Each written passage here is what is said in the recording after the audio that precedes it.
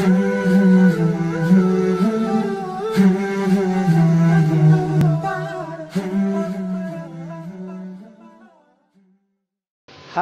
sobat, dimulai aja dulu. Selamat sore semuanya. Ketemu lagi sama saya nih sebagai host dengan Roni. Dan seperti janji saya kemarin bahwa saat ini kita akan ngundang seorang master di dunia broadcast. Dia ini adalah udah kawakan banget deh di dunia penyiar, dari mulai Prambors, dari mulai OS FM Bandung, Prambors Jakarta, terus kemudian Surabaya Istara dan IBS. Pokoknya gila, malang melintang. Sampai kita nunggu dari namanya Mr. Tom Tam, Tony Tamrin. Kita pada sore hari ini akan ngebahas serunya dunia radio dan ngebahas gimana serunya di masa pandemi ini ngakalin anak-anak radio kayak gimana sih, apalagi di zamannya udah digital ya, udah podcast dan sebagainya. Ya, oke. Halo. Luar biasa. Luar biasa banget. Lu lihat background gua dong, batu bata. Kok bisa di mana nih? Pasti di belakang rumah kayaknya deh, atau di kafe? Di studio. Studio radio ya. Luar biasa. Bukan studio di rumah. Jadi jangan kayak orang susah kan. Kita asik. Kita di rumah ini ada alat DJ, ada apa ya? Segala macam. Iya, di situ. Sombong sekali. Sombong sekali kan. Tony, ya. Gue ini seorang Tony ini kan salah satu inspiring di dunia broadcast, di dunia penyiaran ya kan. Inspiring. Lu dari mulai radio di Palu awalnya ya kan, terus kemudian di Surabaya merantau dan radio paling top di Surabaya. Kita juga sempat duet bareng di Tara, banyak ya. Misalnya di radio zaman dulu sama zaman sekarang nih, gimana sih? Seru banget kayaknya zaman dulu tuh. Dunia radio zaman dulu gimana? Pertanyaannya menarik. Kalau zaman dulu kan radio itu adalah superstar. Zaman dulu karena belum punya alternatif pilihan, radio masih head to head sama televisi kan? Masih head to head sama televisi, belum ada internet. Itu kita berjaya gitu, dan saking jayanya, kenapa radio itu dianggap penyiar itu dianggap sebagai superstar? Soalnya zaman dulu itu radio itu emang benar-benar seperti artis gitu, diagung-agungkan. Penyiar radio ya, diagung-agungkan. Terus bahkan lu pernah ada fans yang tergila-gila banget, gue inget banget. Bukan cuman gue aja, lu juga gitu kan. Kita banyak memakan korban-korban para fans gitu kan. Jadi kita mau ngasih tahu nih buat IG yang sobat dimulai aja dulu. Sobat dimulai aja dulu. Kita mau ngasih tahu bahwa kita termasuk penyiar-penyiar yang dulu zaman saya dan Roni itu termasuk penyiar-penyiar yang berlomba-lomba untuk mencari korban. Siapa fansnya? Dimulai dari memberikan barang-barang. Jadi kalau ada satu, pertama saya dikasih ada anak SMA 2 di Surabaya, anak kompleks gitu kan. Saya dikasih kacamata Doc Mart yang itu nggak ada. Dia beli waktu liburan di Prancis. Saya pamer kacamata. Saya dapat Doc Mart nih dari fansnya IBS dulu kan. Dari fansnya zaman IBS, saya dapat Doc Mart dari situ. Terus Roni nggak mau kalah. Tiba-tiba jeleng, dia mendapatkan fans yang juga crazy rich Surabayan. Terus zaman dulu Roni dikasih jam gas. Itu zaman tahun 96 dapat jam gas itu luar biasa loh, yang harga yang mungkin zaman dulu masih harga 250.000, tapi yang tahun 97 itu kan luar biasa, iya kan? Iya. Kayaknya lebih deh Ton harganya pada waktu itu. Gila lu 40.000 kagak lah. Tapi zaman itu gue inget banget gajian tuh masih sekitar 500.000 atau berapa ya? Dulu inget nggak? 500.000 itu mungkin level lu ya. Gue ya udah. Itu udah 700-an ya. Gila loh. Terus pas gitu apa namanya? Udah terus yang satu lagi Awi dapat kemeja flanel yang biasa dipakai sama Kurt Cobain. Itu ada fansnya juga yang kaya, jadi semuanya berlomba-lomba gitu. Sementara yang penyiar yang biasa-biasa aja iri hati dengki dengan mengeluarkan wejangan-wejangan. Kamu nggak boleh gitu, nanti itu namanya porotin orang, namanya nggak boleh gitu. Itu dengki. Makanya akhirnya penyiar yang dengki itu tenggelam dari dunia radio. Sementara penyiar-penyiar yang kurang ajar, yang suka morotin itu justru tetap eksis. Masih eksis. Gitu. Masih eksis. Nah, itu baru dari barang dari ya. Sisi itu baru barang, dari barang. Kalau zaman dulu penyiar radio itu kalau lagi ngomong, biasa kan penyiar itu lagi ngomong terus mereka iseng gitu. Mereka iseng gini. Aduh, oke, Kancah Muda sekarang saya lagi lapar nih, mungkin ada yang mau nganterin makanan. Itu dianterin makanan beneran loh.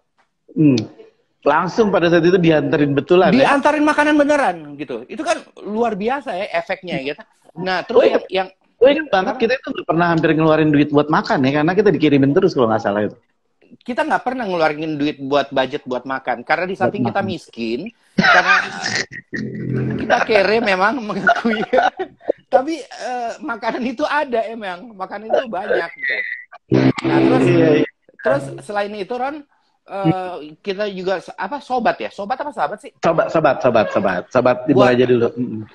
Buat sobat dimulai aja dulu, kita mau ngasih tahu bahwa penyiar itu kenapa zaman dulu penyiar radio itu superstar, karena banyak sekali fans-fansnya itu yang menyerahkan diri sepenuhnya gitu. Menyerahkan diri sepenuhnya. Maksud lo menyerahkan diri sepenuhnya ini apa nih? Kayaknya seru nih. Maksudnya dia rela disuruh-suruh apa gimana?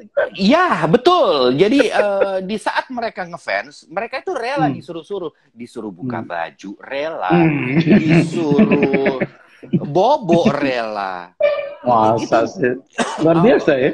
Nggak usah munak lo, masa sih. Berapa korban lo, ha? Berapa korban lo? Oke, sekarang kita ngomongin gini, Ran. Kita ngomongin fans termuda yang pernah lu sikat umur berapa, Cang? Maksudnya disikat karena dia kotor kali ya, jadi gue sikat gitu. Atau gimana? Nggak usah sok-sokan, di sini nggak ada KPA. Jadi gini, gue pernah dapat fans, karena kan pendengar kita kan dari SMP, SMA gitu ya, kuliah juga. Waktu itu ada anak kelas 1 SMP, nggak tahu kenapa itu tiba-tiba datang gitu, anak kelas 1 SMP datang bareng nyokapnya dan pengen kenal kan gitu kan, pengen kenal bawa makan dan sebagainya. Pas lihat kok lucu ya, ini anak SMP loh. Dan lo sikat? Nggak, gue ini dong sebagai seorang yang gampang masuk ke orang tua. Jadi jadi lu suket sama maknya.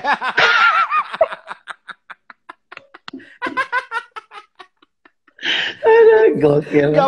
Makanya lu gampang masuk ke orang tua. Maknya sikat. Nah, abis itu kok baik gitu kan. Mulai itu tuh dari sama kayak lu tadi tuh.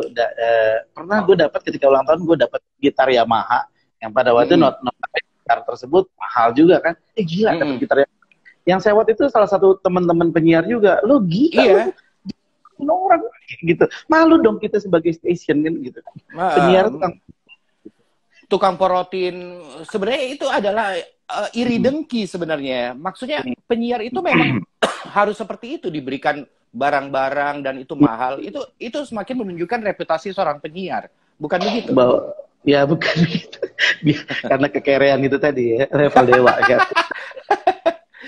Nah, karena kekerean itu tadi mereka kasihan, tapi ya itu zaman dulu kan kenapa penyiar itu dianggap superstar karena nggak punya pilihan lain, men. Sekarang nah, ketika digital masuk, udah mulai perlahan-lahan yang namanya penyiar radio itu tergerus. Mulai tergerus dan bukan cuma penyiar radio aja saya pikir, karena barusan ini yang RCTI juga yang menggugat itu kan live streaming media sosial menarik. Kan? media-media konvensional itu udah mulai deg-degan. Seperti kalau kita lihat, yang udah pasti itu koran. Lu tahu kan bagaimana berjayanya Jawa Pos, gimana berjayanya Kompas, itu lama-lama kayaknya udah mulai rontok di mana dia, lu ngapain beli koran berupa kertas gitu kan, sekarang lu tinggal di handphone udah bisa banyak berita kan. Sama dengan perusahaan gue yang terakhir, Femina Radio. Group.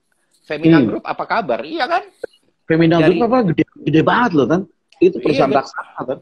Gede banget dan bisa dibayangkan Femina yang tiap seminggu sekali terbit majalahnya jadi sebulan sekali. Majalah Gadis yang dari 10 hari sekali terbitnya 2 bulan sekali. Karena anak muda nggak ada yang baca majalah, men.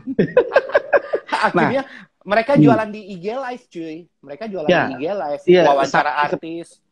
Sama seperti kita lakukan sekarang. Lu kan artis juga. Jadi gini, Tan. Lu kan dari radio konvensional kan udah makan asam garam ya kan, radio yang top, dari mulai radio yang nomor 1 di Jakarta, Bandung, bla bla, udah banyak lo makan asam garam. Terus tiba-tiba berat di eranya sebelum pandemi itu digital udah mulai ngegrogotin nih. Lu nggak deg-degan, masa gimana nih, apa yang harus gue ambil alih ketika digital ini udah mulai masuk? Apa lo konvensional ini lu tinggalin terus lo beralih ke digital, atau langsung, apalagi pas pandemi ini lu harus ngambil langkah apa nih kan kayak gitu? Soal deg-degan sih iya, cuman kebetulan karena sekarang gue itu yang lagi menempati di radio RHFM Palu sebagai station manager, merangkap penyiar, merangkap music director, merangkap owner juga kayaknya. Habis ini kan lo dapat, amin. Lo dapat share saham habis ini kan? Ada mamanya lagi bertamu di rumah. Oh ya, waduh, ada luar biasa. Nah terus soal mengenai mati surinya radio sih, saya pikir memang ada gitu, tinggal menghitung hari. Cuman kan masih ada IG Live yang bisa memuaskan kita untuk siaran, masih ada yang lain-lain, YouTube dan segala macam. Jadi ya, tapi kalau untuk mati surinya umurnya radio ini memang katanya kan sudah boleh dibilang udah sunset bisnis, di mana ini bisnis yang sudah seperti matahari yang udah mau tenggelam gitu. Udah banget ya bisnisnya ya. Udah parah radio, udah parah. Jadi yang sekarang ini yang dilihat adalah gimana radio itu cuman buat sampingan aja. Misalnya owner radio nih. Owner radio itu radio yang konvensional itu cuma buat sampingan aja, sementara yang online berbau-bau online itu yang makin digalakan gitu. Nah, tapi menurut lo radio yang udah hampir senja menurut lo ini, apakah khusus di kota besar aja, Jakarta dan kota-kota besar seperti Makassar dan sebagainya, apa udah merambah ke seluruh Indonesia? Radio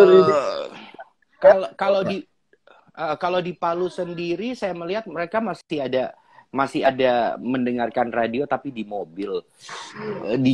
Saya pikir juga yang di kota besar juga yang pasti juga yang hanya mendengarkan jatah radio itu di mobil. Jadi jatah orang mendengarkan radio itu berkurang gitu. Berkurang kalau jam bangun tidur pergi ke kantor, terus makan siang, terus yang makan ambil menjelang tidur juga semuanya kan dengar radio kan? Betul. Iya kan? Betul. Dan makanya radio itu akan mati kalau nggak ada streaming. Karena zaman sekarang nggak ada yang bawa radio transistor, iya kan? Ini kan dimulai dulu itu kan pengen belajar dari elu, di mana lu kan banyak mengenal karakter orang. Selama lu hampir di 25 tahun dunia radio, lu bisa ngelihat dong ya karakter-karakter orang itu seperti apa, dari gaya dia ngomong, dari daya ini orang udah mau nipu nih. Lu tahu nggak kayak gitu-gitu di dunia sekolah? Karena kan lu ngobrol sama orang tuh. Ya, ajarin dikit dong. Enggak, sebenarnya gini, Ron. Sebenarnya gini, gue percaya gue percaya seseorang ke intelektualitas seseorang itu dilihat dari cara dia ngomong, cara dia bertutur, cara dia pemilihan kata. Kalau dia pemilihan katanya rapih, teratur, dia ngomongnya juga enak didengar. Gue yakin dia itu intelek. Setidaknya paling kurang dia itu orangnya smart gitu. Jadi intelektualitas seseorang dilihat dari cara bertutur, pemilihan kata dan segala macam. Gimana caranya? Gimana caranya kita bisa mencapai semua itu dari banyak membaca, banyak membaca. Karena kalau referensi kita membaca banyak, sering membaca, itu pasti perbendaharaan kata juga otomatis keluarnya juga enak gitu. Kayak gitu. Nah, tapi kan dari banyak membaca, maksud gue gini, lu karena banyak ngobrol sama orang, banyak interview orang juga, banyak ngobrol, lu akhirnya terbentuk gak bahwa dari lu gaya bicara seseorang aja, dia udah kegambar nih, lu karakter orang kayak gini nih, lu ngomong mau nge-bullshit nih, kan gitu kan, lu ngomong ke gue nih kayaknya mau nge-bullshit nih, atau gila nih anak kayaknya lagi labil banget ya, lu bisa kebayang gak kayak gitu, atau bagaimana caranya supaya orang nih bisa membaca karakter orang ketika dari gaya bahasanya aja, itu gimana? Kalau membaca karakter seseorang agak susah ya, apalagi karakter seseorang agak susah, apalagi kita bukan cenayang gitu kan, dari gaya bicara juga agak susah, Bray. Kita cuman bagaimana cara trik seorang penyiar radio itu bisa, tamunya itu bisa membuka diri ngomong dengan enak, tuh yang ada trik-triknya kan. Kayak misalnya kita mau interview seseorang dan dia langsung kita belum kenal orang itu dan dia langsung mau terbuka ngobrol, itu yang memang harus kita pelajari sebagai interviewer, sebagai penyiar radio gitu, bro. Oh, soalnya ada orang yang ketika dia ngomong dia bahasa kosakata bahasa sedikit, terus gimana caranya dia ngegali kayak gitu ya? Ngegali, makanya terus tanganin gimana Don udah sekarang kan dunia radio udah mulai yang nyungsep nih, agak, kalau menurut gue ya agak-agak sepi, otomatis itu bakal hidup lagi apa enggak sih, atau dengan hidup lagi dengan poin berbeda atau gimana? Sebenarnya bisa radio itu tetap berjalan. Sekarang radio itu fungsinya udah seperti IO, jadi yang event organizer membuat event-event off air. Nah, dan kalau dari keuntungan dari pendapatan bikin event itu lebih besar daripada iklan. Makanya sekarang radio itu jangan berharap iklan banyak deh, jangan. Radio jangan berharap iklan banyak, bikin event yang banyak. Tapi ya susah juga ya, sekarang lagi pandemi COVID, jadi ya sekarang tiarap aja dulu gitu. Tiarap dulu ya. Kan tema kita dimulai aja dulu. Dimulai aja dulu itu adalah buat mereka-mereka yang kadang-kadang merasa otaknya udah buntu, terus kemudian bingung mau mulai apa aja. Lu sebagai seorang juga pernah mengalami fase kayak gitu. Lu pernah gak sih mengalami fase lu gak punya ide, lu buntu, lu mau ngapain? Pernah gak? Fase itu pernah lu alamin gak? Pernah lah. Pernah lah yang... Apa yang lu lakuin? Yang buntu, nggak punya ide. Yang stuck gitu kan? Yang stuck mau ngapain? Soal jenuh, soal stuck itu pasti ada. Cuman ya sekarang kan kita bisa mengalihkan distraksi dengan banyak hal, nggak seperti dulu kan. Misalnya kita bisa Netflixan, terus baca buku, terus banyak lah. Itu bukan Ton. Masalahnya adalah ketika orang masih sekarang nih di daerah di daerah Depok itu masih zona merah, di mana nggak boleh keluar lagi nih, ibaratnya udah mulai lockdown. Nah, untuk ngasilin duit itu kan bingung kan, mau ngapain lu, gila lu. Kalau nonton Netflix atau apa kan nggak dapat duit, gila. Tapi sementara kita harus makan dapur jalan, ini itu gimana tuh? Kadang-kadang kalau kayak bikin makanan, bikin minuman atau apa, nggak semua orang bisa jalan smooth gitu. Nggak semua orang juga bisa. Nah, itu cara ngakalin nih dan yang bisa share. Kalau salah satu teman saya, dia juga yang lagi stuck gara-gara pandemi segala macam, dia memikirkan gimana ya caranya muter otak untuk mencari duit gitu kan. Dan dia akhirnya terjun ke bisnis tanaman hias. Bisnis tanaman hias. Bunga-bunga kan sekarang lagi booming tuh. Mak-mak yang suka beli bunga gara-gara harus di rumah aja, ya kan? Jadi teman gue di Bandung itu yang dia membeli sebuah bunga yang dulunya harganya cuma 350.000, terus dia jual 1,6 cuy.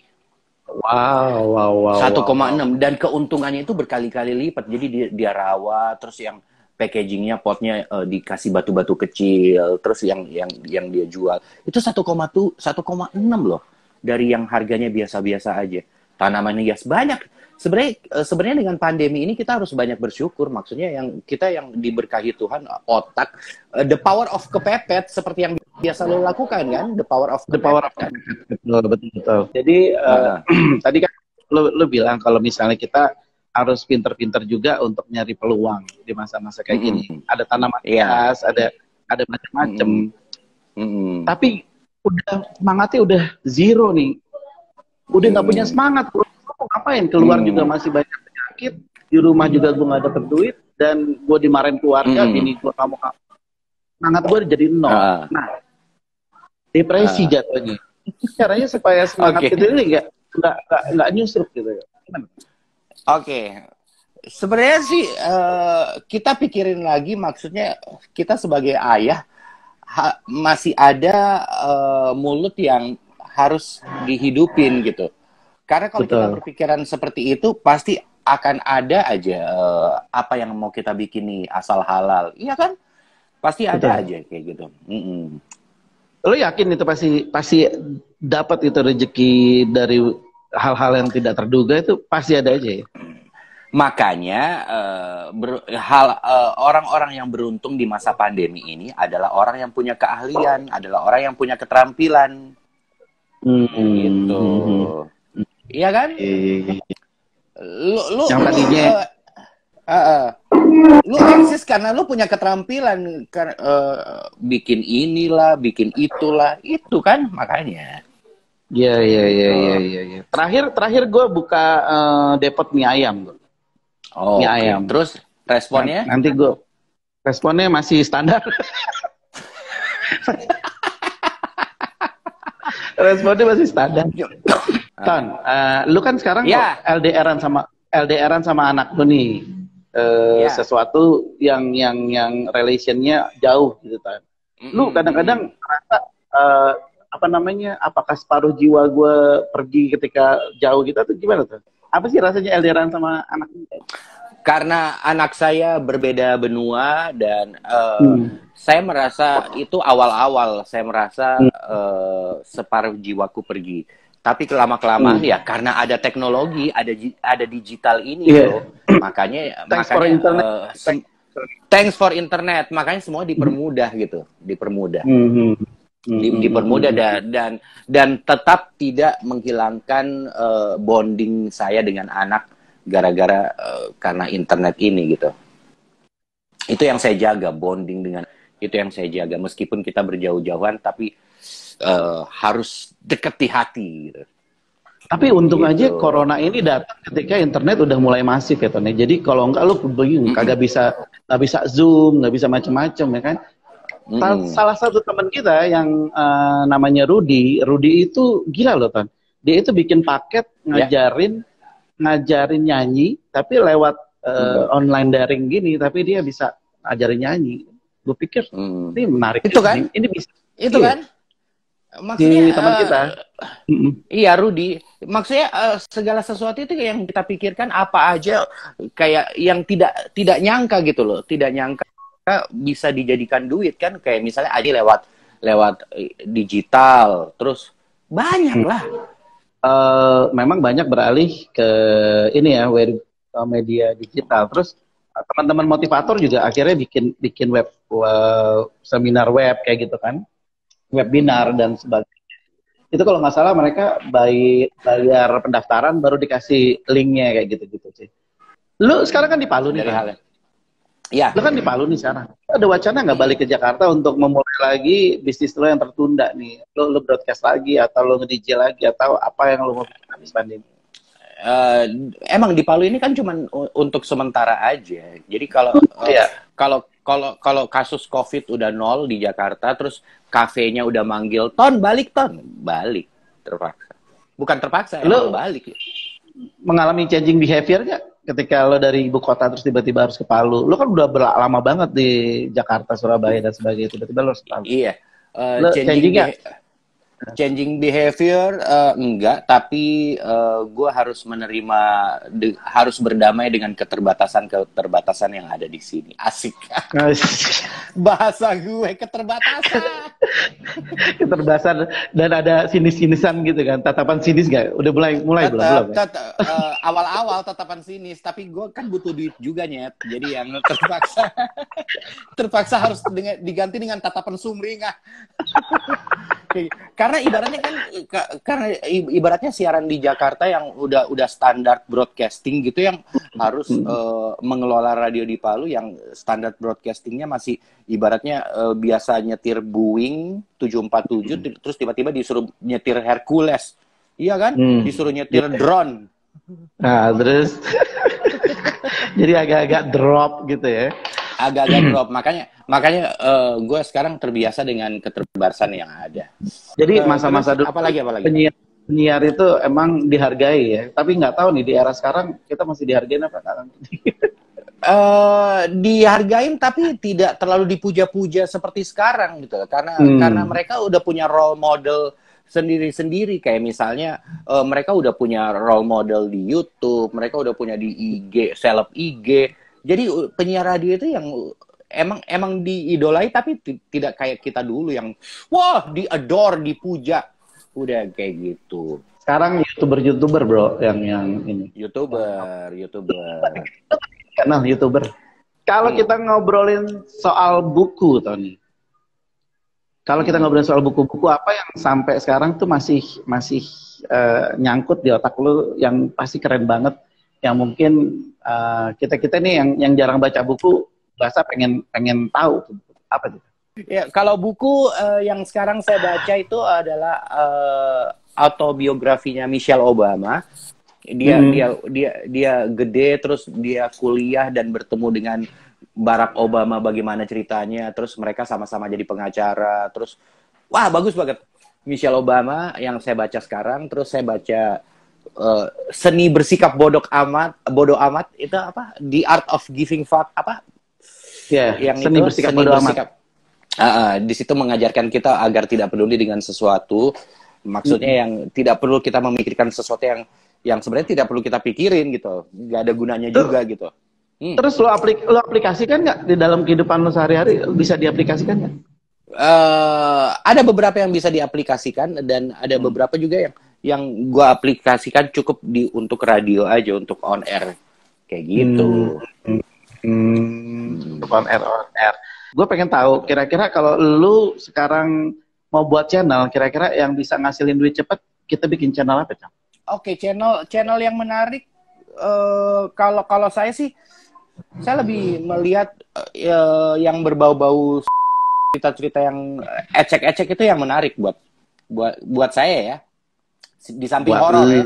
Itu mah buat lu, Budi. Buat saya loh, coba sekarang kita ngomongin tentang curhat kayak yang soal-soal ecek-ecek itu menarik loh, horor. Cuman masalahnya sudah kita harus mulai dari nol lagi. Dari nol lagi.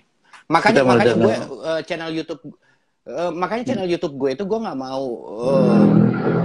mau secara profesional, karena gue menganggap YouTube itu adalah dokumentasi perjalanan gue aja. Jadi makanya gue nggak mau garap profesional yang harus bikin konten, enggak. Jadi makanya kalau ngelihat YouTube channel gue Tony Tamrin itu yang isinya emang berantakan, dan emang gue nggak ada waktu buat bikin edit indah-indahin, cuman buat dokumentasi aja, kayak gitu. Nah, lo kasih dong ini apa namanya quotes atau tips dari lo supaya orang-orang ini sesuatu itu bisa kita mulai copy action atau apa nih yang bisa lo share buat kita semua?